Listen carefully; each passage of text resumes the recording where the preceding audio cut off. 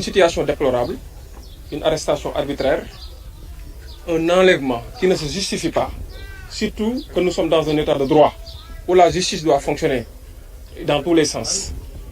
Effectivement, ce sont les gardes les plus proches du président Ousmane Sonko.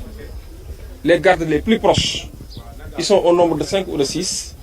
Effectivement, lorsque le président Ousmane Sonko est venu au tribunal, au palais de justice de Dakar, pour pouvoir subir son interrogatoire, son audition au fond, des gendarmes, un peloton de gendarmes est venu procéder à l'isolement des gardes les plus proches du président Ousmane Sonko avant de les faire arrêter et de les conduire immédiatement à la brigade de recherche de Mbour, c'est-à-dire la gendarmerie de Saly. Lorsque nous avons appris l'information, et je précise que nous avons fait presque le tour des brigades et des commissariats de Dakar pour chercher des informations, savoir où ils ont été conduits.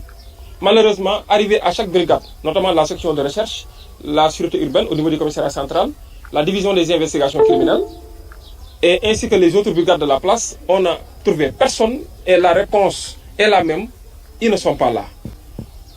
Arrivé à Thiès, un des gardes nous a contactés pour nous dire qu'effectivement ils ont été amenés ici à Saly, autant pour moi. C'est pour cette raison, sans désemparer, nous avons fait le trajet et je viens d'arriver.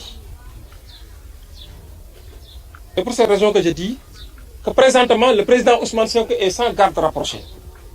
Donc, vous conviendrez avec moi qu'il est dans une situation de vulnérabilité et de précarité par rapport à sa sécurité. Le protocole va se réunir et Inch'Allah, nous allons peaufiner une position par rapport à cela. Le parti politique va se réunir, le bureau du parti politique va se réunir, du parti Pastef va se réunir pour essayer de dégager une stratégie.